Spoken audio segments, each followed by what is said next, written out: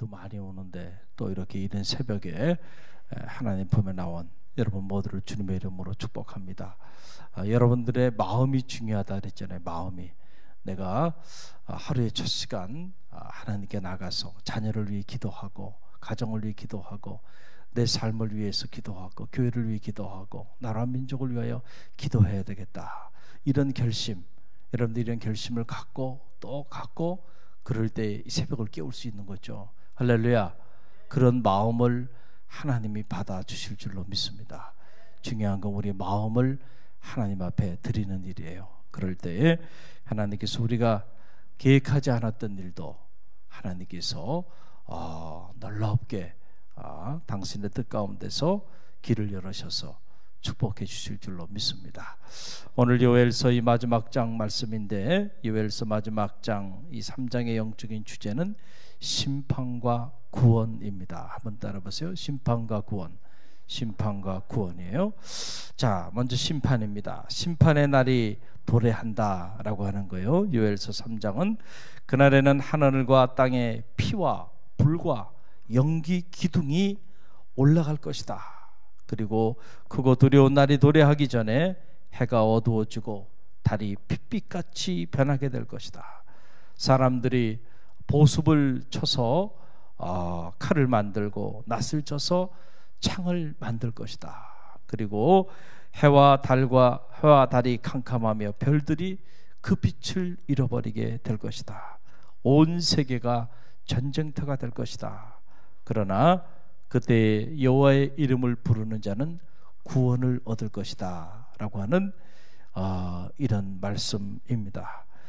여호와의 이름을 부르는 자에게 구원의 역사를 행하시겠다. 그런데 그 심판의 날, 대환란의 날, 그렇죠? 그날 여호와의 이름을 부르며 나가는 자들에게는 여전히 구원의 새날이 펼쳐지게 될 것이다. 그래서 이 요엘서 마지막 장 후반부는 거기에 관련된 말씀이 나오는데, 첫째로 보면 하나님은 여호와의 날에 유다의 피난처가 되어주시고 산성이 되어주시겠다라고 하는 그런 말씀입니다. 16절 말씀이 그 말씀이죠. Why don't you look at verse 16, 16절 함께 읽어봅니다. 여호와께서 시온에서 부르짖고 예루살렘에서 목소리를 내시리니 하늘과 땅이 진동하리로다. 그러나 여호와께서 그의 백성의 피난처 이스라엘의 산성이 되시리라. 아멘. 할렐루야. 여러분, 환난을 당하고 고난을 당하는 사람에게 있어서 피할 곳이 있다고 하는 것이 축복인 줄 믿으시기 바랍니다. 할렐루야.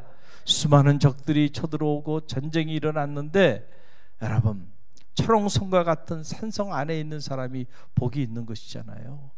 하나님께서 이 환난의 날 온 땅이 진동하고 해와 달과 별이 그 빛을 잃고 온 세계 전쟁에 안타까운 삶의 자리로 내려간다 할지라도 여호와를 이름을 부르는 자들에게는 그들의 무엇이 되어주시는 거야? 내가 이스라엘의 피난처가 되어줄 거야. 내가 그들의 산성이 되어주실 것이다 라고 하는 그런 놀라운 말씀입니다. 또 여호와의 날에 산들이 단 포도주를 내며 여호와의 성전에서 생명의 샘이 흘러넘칠 것이다. 그게 18절 말씀이에요. Why don't you look at verse 18, 18절 함께 읽어봅니다. 그날에 산들이 단 포도주를 떨어뜨리며 작은 산들이 젖을 흘릴 것이며 유다 모든 시내가 물을 흘릴 것이며 여호와의 성전에서 샘이 흘러나와 시딤 골짜기에 되리라. 아멘. 자, 한쪽은 여호와의 날이 심판의 날로, 그러나 또 한쪽은 여호와의 날이 구원의 날로, 회복의 날로 이렇게 계시되어 있는 것을 보게 됩니다. 하늘이 무너져도 솟아날 군역이 있다고 그랬잖아요. 여호와의 이름을 부르는 자들에게는 하늘이 무너져도요, 하나님께서 그들의 피난처 되어주시고 산성이 되어주시고, 그래서 그들이 머무는 산들마다 새로운 생명의 젖들이 흘러넘치게 되고 여호와의 성전에 생명의 샘이 여호와의 성전에서 흘러 시딤 골짜기까지 흘러 넘치게 될 것이다. 고난의 날, 환난의 날, 그리고 심판의 날, 구원이 어디 있는가? 여호와의 성전에. 할렐루야.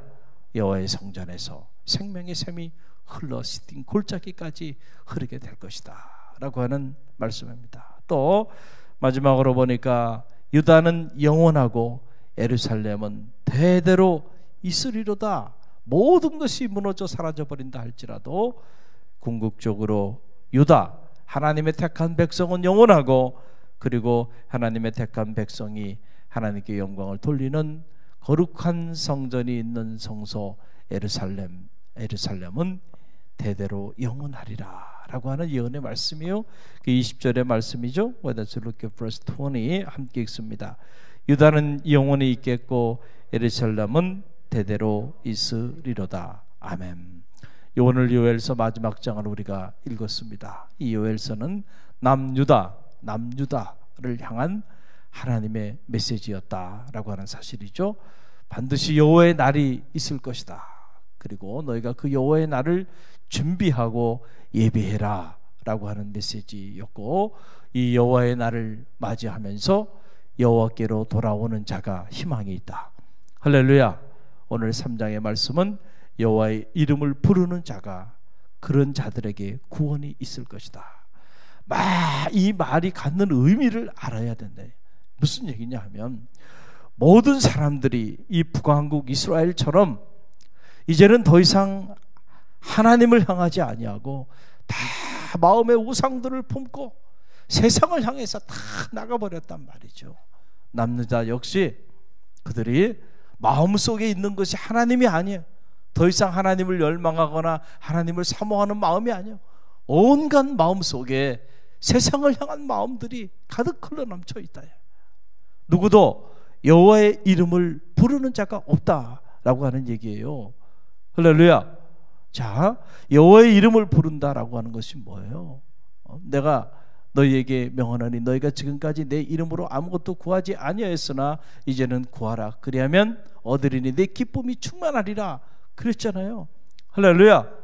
그런데 진정으로 예수 그리스도의 이름으로, 하나님의 이름으로 나가는 자들이 없고, 자기의 이름으로 나가고, 세상의 이름으로 나가고, 세상의 문명의 이름으로 나가고, 그리고 그 세상 이름 안에서 영광을 받기를 원하는 이들로 다 전락돼 버리고 말았다는 거예요. 겉으로 보면 다 여호와의 이름을 부르는 유다고, 여호와의 이름을 부르며 나가는 예루살렘처럼 보이지만은 이미 유다는 유다가 아니고, 이스라엘은 이스라엘이 아니고, 예루살렘은 예루살렘이 아닌 그런 삶의 자리에 남유다도 북왕국 이스라엘도 놓이게 된 거예요. 그러나 그때 이 남은 구루토기처럼 여전히 그럼에도 불구하고 여호와의 이름을 부르는 자들이 있을 것이다. 할렐루야. 그러나 그런 자들은 모든 환난이 오고 심판의 날이 온다 할지라도 반드시 구원을 얻게 될 것이다 라고 하는 그런 말씀입니다.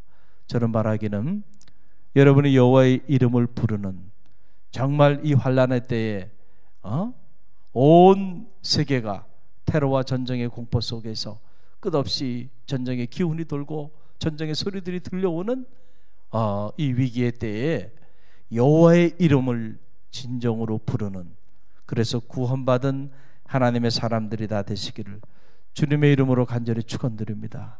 그럴 때 하나님이 여러분의 삶과 여러분의 가정에 피난처가 되어주시고 산성이 되어주실 것입니다.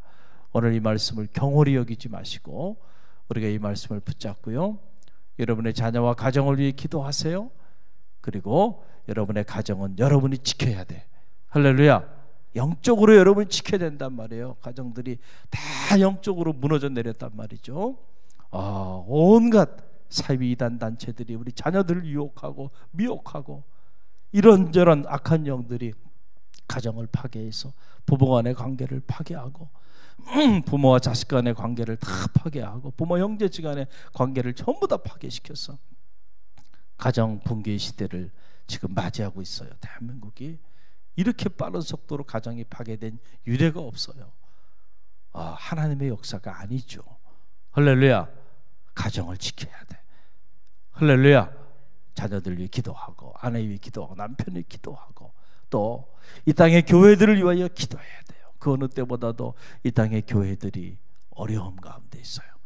이 교회들이 하나님 앞에 건강하게 정말 하나님이 기뻐하는 교회들로 성장할 수 있도록 기도하고, 무엇보다 나라와 민족을 위해서 여러 가지 위기에 처해 있어요. 정말 인간적으로 보면 앞길이 안 보입니다. 이때 이 나라와 민족을 위해서 깨어서 기도해야 돼. 할렐루야. 그래야 하나님이 이 민족의 피난처 되어주시고 산성이 되어주실 줄로 믿습니다. 우리 함께 기도하며 나갑니다.